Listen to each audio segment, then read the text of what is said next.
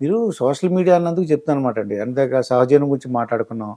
ఎందువల్లంటే అండి, ఒక సినిమా ఫేమస్ 'రాజ్ తరుణ్' ఆళ్ళ లావణ్య అనమాట అండి. వాళ్ళిద్దరూ కలిపి ఒక 8 ఇయర్స్, 9 ఇయర్స్ ఉన్నారు. మళ్ళీ విడిపోయారన్నమాట అండి. విడిపోయేసరికి ఇప్పుడు నాకు అతను కావాలంటాడు. ఈ లావణ్య అనే అమ్మాయి. ఆ అబ్బాయిని పెళ్లి చేసుకుంటానంటది.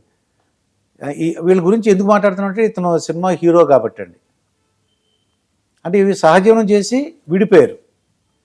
విడిపోయిన తర్వాత మళ్ళీ నాకు ఆ అబ్బాయి కావాలని లావణ్య నన్ను అడుగుతుందండి. ఇది తరుణ్ ఏమంటున్నాడైతే తరుణ్ అంటే నేను ఎప్పుడు వదిలేసా, ఈ అమ్మాయి ఆల్రెడీ కొద్ది అది మత్తు అలవాటు ఉంది అమ్మాయికి, అందుకు నేను వదిలేశాను, నేను తనతో అంటాడు ఇతను.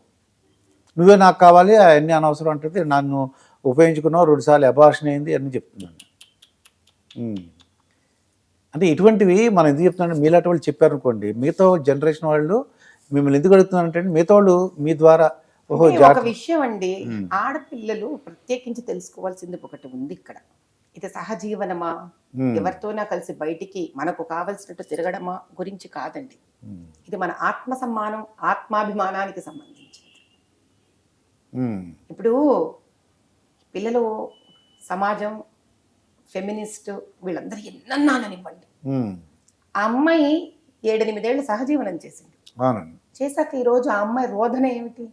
2 సార్లు నాకు అబార్షన్ అయిందనేది రోధన. ఈ రోధన ఆ అబ్బాయికి, అటు పక్కన అబ్బాయికి ఉందా? లేదండి. ఇది ప్రకృతి.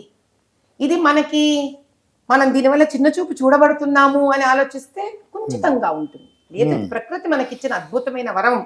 మాతృత్వం అనేది అద్భుతమైన వరం కాబట్టి ఆ మాతృత్వం అనే దాన్ని మనం చాలా ఆత్మాభిమానంతో తీసుకోవాలి. మనము తల్లి అవ్వాలన్నది మన నిర్ణయం అయ్యి ఉండాలి. దానికి మనల్ని ఒకడు గౌరవించి మన జీవితంలోకి రావాలి తప్ప తాత్కాలికమైన మన బాధకో, తాత్కాలికమైన మన కష్టానికో మనము ఒకరికి వాడబడుతున్నట్టు లొంగకూడదు. ఇది ఏ రోజైతే స్త్రీ తెలుసుకుంటుందో, ప్రేమ అనే దాంట్లో మగపిల్లలు ఎంతమంది ముందుకు వస్తారో అంతమందిలో స్వార్థం కోసం వచ్చే వాళ్ళు ఎంతమంది, మగవాడు ఒకటే, నేను ఒకటే అని అనుకుంటే కోరిక దగ్గర ఒకటి అవ్వచ్చు తప్ప స్త్రీ లేనిదే ఆ పురుషుడు ఎక్కడికి పరిగెత్తలేడు. కానీ అదే స్త్రీని వాడుకున్న తర్వాత స్త్రీ బయటికి చెప్పకపోయినా లోపల సబల కిందనే ఫీల్ అవుతుంది. అయ్యో నేను వాడబడ్డాను అన్న భావన వాడబడిన తర్వాతనే తెలుస్తుంది. అప్పటి వరకు స్థాయి వేరేలాగా ఉంటుంది వాళ్ళకి మానసికంగా.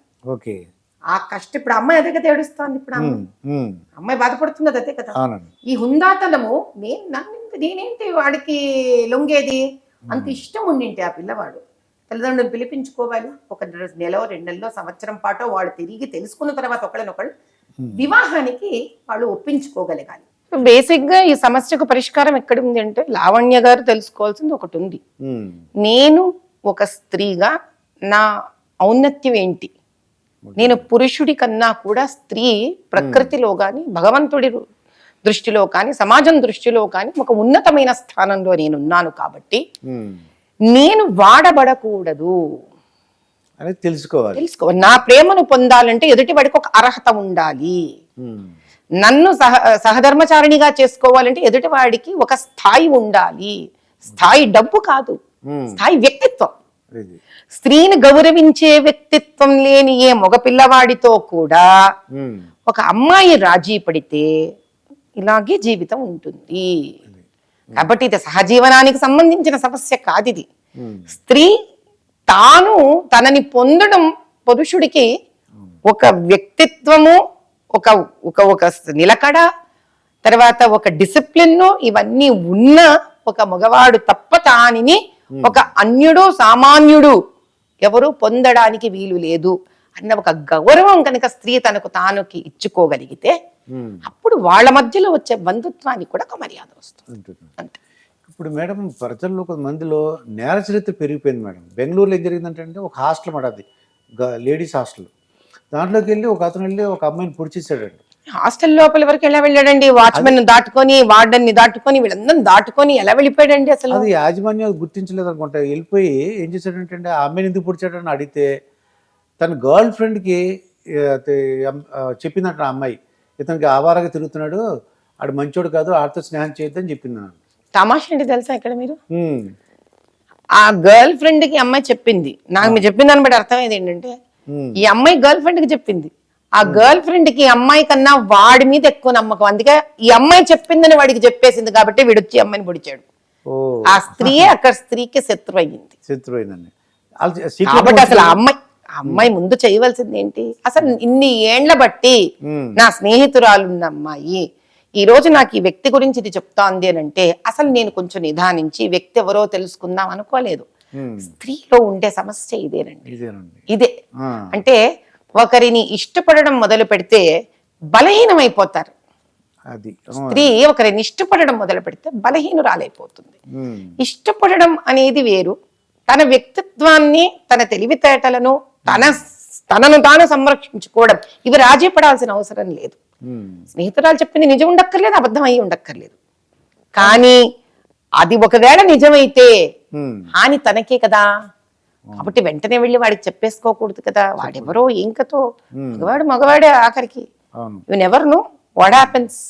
చెప్పేసింది ఎవరితో నీతో బ్రేక్ చెప్పేసింది కాబట్టి వాడికి ఈ అమ్మాయి ఇలా నీ మీద మాట్లాడుతుందిరా అని ఈ అమ్మాయి చెప్పడం చేత వాడు వెళ్ళాడు. వాడు కరెక్టా అని నేను అనట్లేదు, అవునండి. కానీ ఆ మధ్యలో ఏదో మంచి చేయబోయి ఉమ్, ఆ అమ్మాయి తన నెత్తి మీదకు తీసుకొచ్చుకుంది. ఇది ఒకటి. ఉమ్, రెండోది, ఎవడు పడితే వాడలా హాస్టల్లోకి వచ్చేసేంత సులువుగా వీలుగా ఉమ్, మీకు బయట వాచ్మెన్ దగ్గర నుంచి ఆ అమ్మాయి రూమ్ వరకు వసతి ఏర్పాటు చేశారు అని అంటే ఈ రోజు వీడు రేపొద్దున ఇంకొకడు దాన్ని వాడుకోవడం జరుగుతుందండి. ఉమ్, కాబట్టి ఆడపిల్లలు ఉన్న స్థానానికి ఒక ప్రత్యేకమైన సంరక్షణ ఏర్పాటు చెయ్యాలి. అది ఆడపిల్లలు కూడా తెలుసుకోవాలి. అదండి. నేను ఎన్నిసార్లు ఇదే చెప్తాను ఆడపిల్లలకి, ఉమ్, మీరు పాలిటిక్స్ కాదు, మీరు యుద్ధ భూమి కాదు, డిఫెన్స్, ఆర్మీ, పోలీస్ ఎందులో అన్నా వెళ్ళి చేరండి. ఓకే. కానీ ఉమ్, చేరినంత మాత్రాన నాకు ఇష్టం వచ్చినట్టు నేను ఉండొచ్చు అని అనుకోవడం తప్పు.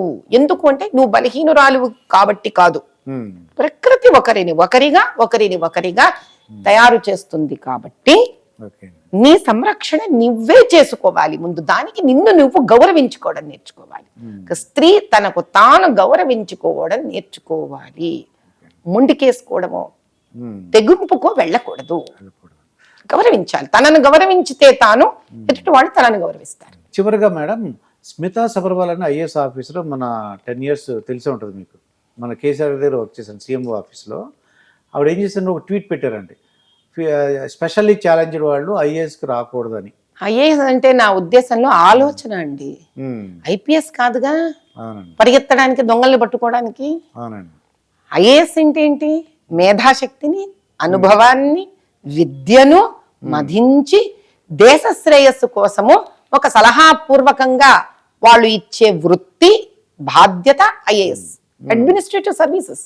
అవునండి. దీనికి కాళ్ళతో గాని చేతులకు గాని ఏం సంబంధం? అంటే ఫీల్డ్ వర్క్ ఉంటుంది, వెళ్ళవలసి వస్తుంది, ప్రజలతో కలవాల్సి వస్తుంది. వికలాంగులు ఒలింపిక్స్ లో వెళ్ళి మెడల్స్ తెచ్చుకోగలేంది, స్విమ్మింగ్ చేయంగాలేంది, ఫీల్డ్ వర్క్ కిందకి వెళ్ళలేరండి. మనకు అన్నీ ఉన్నాయి కదా అని వికలాంగుల లాంటి మానసిక వికలాంగత్వానికి మనం లోనవుతున్నాం తప్ప మనకన్నా చాలా గట్టిగా, స్ఫూర్తితో, ధైర్యంగా వికలాంగులే ఉన్నారండి. ఆవిడ అన్న ఆ మాట వల్ల మనము అన్ని లక్షణంగా అవయవాలున్న మనము మానసికంగా వికలాంగులం. మనం యాక్చువల్గా మనది సకలాంగులం. అది చాలా మంచి విషయాలన్నీ చెప్పారు మేడం. మీరు తప్పకుండా మరొక వీడియో ఇవ్వాలి మాకు, ఇంకొకసారి ఇంటర్వ్యూ ఇవ్వాలి ఖాళీగా ఉన్నప్పుడు, మీ ఖాళీగా ఉన్నప్పుడు. నమస్కారం మేడం.